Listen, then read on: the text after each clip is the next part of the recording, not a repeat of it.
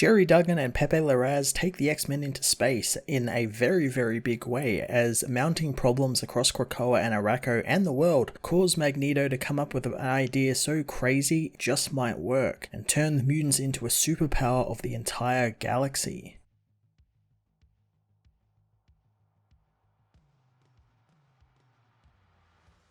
Jerry Duggan gets ready for his upcoming X-Men run with a huge sweeping change as he uses the mutants to terraform Mars and turn it into their own planet, or specifically Arakko's planet. I thoroughly enjoyed how Jerry's voice here matches up perfectly with Hickman's grand and sweeping take on the X-Men, since this issue has all the hallmarks that made me really enjoy everything about Jonathan's time on the X-Men book. Given the X-Men their own world has been done before in certain ways with things like Asteroid M and Genosha, and I like that it's Magneto who comes up with the idea, being that he was part of Asteroid M and Genosha at one point or another, and he gathers almost every heavy-hitting mutant into its creation somehow, leading to a tale that feels very inspired by Moses and his search for the promised land for his people, which the world literally is called a few times throughout the issue. I'm very much looking forward to seeing the Marvel Universe's reactions to this, especially when the mutants basically have proclaimed themselves rulers of the solar system, since I can't see that going over well with some people on Earth. Pepe Larraz has quickly become one of the top X-Men artists for me, merely thanks to his work during this era of X-Men. His work is always top tier and he always outdoes himself, and he has here with beautiful shots of a world being reborn, filled with awesome looking design choices for the Iraqi world as it was being built from the ground up. Planet-Sized X-Men issue 1 was an absolute game changer for the mutants going forward, one that was written and drawn flawlessly, celebrating these unique and diverse set of characters while teasing some of the big things that are coming in Jerry Duggan's upcoming X-Men book and probably Hickman's Inferno book. I'm going to give this issue a 10 out of 10.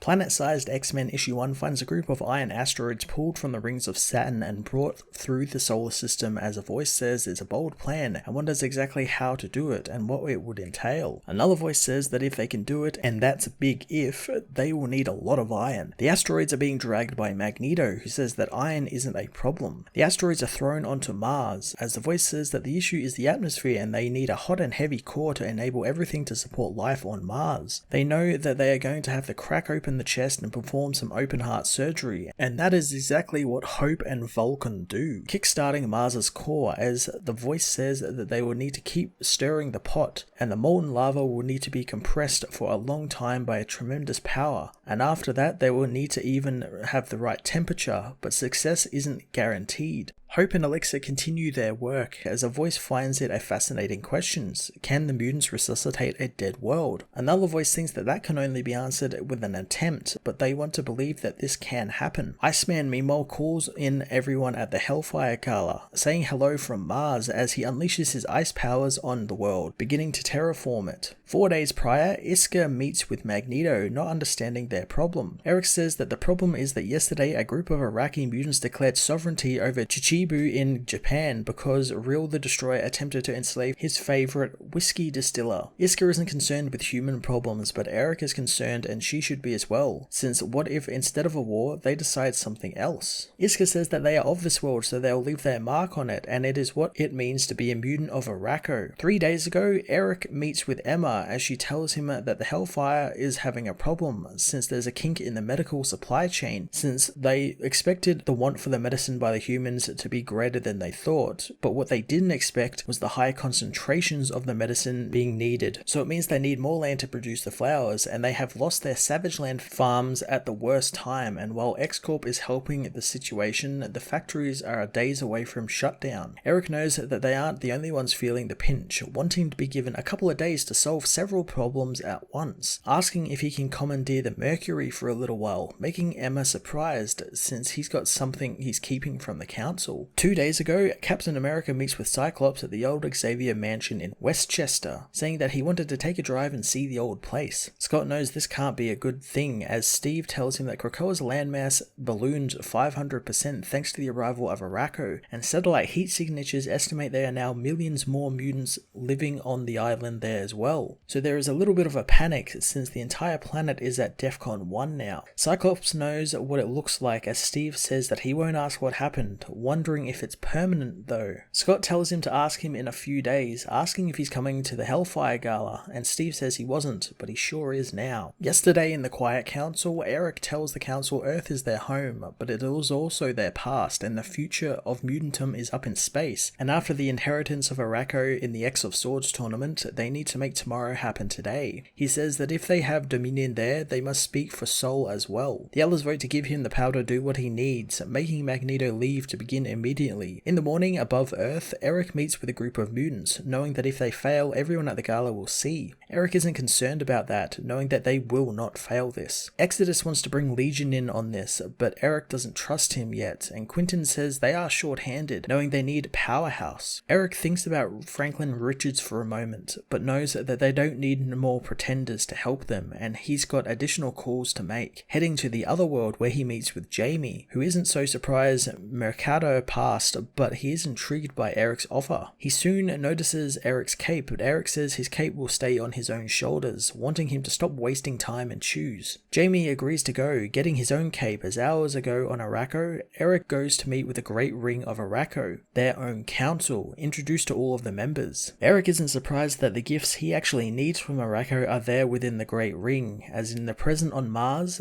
Jamie, Sobernar, and Hope all head for the Arabia Terra, where Sobernar cuts open his hand and bleeds out a torrent of water, creating a giant ocean covering a huge section of the planet. The Explorer rover is destroyed by the biblical flood as Storm molds the climate of Mars, untethered by her usual earthly restraints, so she is able to marry land, sea, and the winds that will nourish the mutant garden world. Elsewhere, Olympus Mons, the largest active volcano in the solar system as of 15 minutes ago, Magneto tells Zillow to go at his own pace as the bug mutant disintegrates into the ground, diving into the soil, as Eric says that he wants Elixir to help heal the once living planet as best he can, while Zillow consumes and passes the soil for Arakko. He knows that what the universe takes millions of years to do, he will do within hours, as Elixir's helmet begins fogging, letting him know that they don't actually need the helmets anymore. Eric says that they will never need them again, but now comes the dangerous part. Eric heads to the external gate where Exodus and Jean have found Lactuca. Exodus isn't sure inverting the external gate and teleporting it to Mars is the way to do this, but Eric says that the island is now two forevermore, and Jean knows the Iraqi must earn their spoils, or they'll never be content, but Exodus knows that if they are only a tiny bit off in their calculations, then the whole planet will blow. Eric is sure that Lactuca can do this, since his gift of knowing will give them everything they need to guide them. Jean connects with the Iraqi and his information-filled mind as the external gate is activated and inverted, sucking everything on Arakko into it and dropping it on Mars. On Mars, Quentin and Hope are relaxing on one of the new created beaches, talking how Mars is the debt to Arakko for losing the tournament, and one that has been paid. Suddenly, they are blown back by the island as it materializes on Mars in one piece, leaving Krakoa on Earth with Arakko and its citizens now living on Mars. Eric knows the plan worked perfectly, and perhaps now the Iraqi won't need constant warring over land. He knows that they saved mutant lives on both sides of the island, as Jean says that Lactuca is expressing that they know what is in their hearts, which she thinks might be a good thing. Sobernar is glad that the ocean of his blood roars with the offspring of his line, and the young will grow and evolve and make war like all Iraqi do, wanting others to dive in and prove their worth. The actual island of Arakko exhales and for the first time claims victory without any blood being spilt, and by dusk, Lake Hellas, which was once the impact point of the asteroid that transformed Mars, is turned into a place to challenge the Iraqi, putting them in the new role of host. Storm finishes making the diplomatic ring at Lake Hellas, Multiverse, where diplomats will receive full protections of their stations while they are there, but if they go beyond its borders, they will be subject to Iraqi law. Zillow spawns out of the ground as a voice knows that in thousands of years since Krakoa and Arakko initially split, millions of mutants lived, loved, and fought and died, with the only question being why. And perhaps it's so for this dawn to come. The bug mutant creates statues of Apocalypse and his wife Genesis, as the voice says that Arakko defeated its enemies and faces its greatest threat yet, peacetime. The valley Zillow makes will become a sacred place where no war will be made, and it's a place to remember the ones that didn't reach the promised lands. Jamie meanwhile complains about the amount of work he has to do, hoping that the bar is still open at the Hellfire Gala. Quentin says that they aren't done yet, since he's been thinking about some defense for the planet, downloading schematics into his head as he shares them with Jean and the others. Jamie wonders what they are doing exactly, as Jean says that she's got an idea, an infectious one that seeds itself deep in one's mind, and since Jamie can't help but create and change reality, he will bring it to life. She drops the idea into his mind, and suddenly Jamie becomes heavily pregnant. Jean is shocked that he actually took birthing the idea literally, as a new sword station bursts out of Jamie's stomach. It begins growing too fast, so Jean pushes it into the sky as Magneto grabs it, putting the Sword Station 2 in orbit above Arakko, ready to defend the world. Jean tends to Jamie, pinching his nerve preceptors as Elixir patches him up,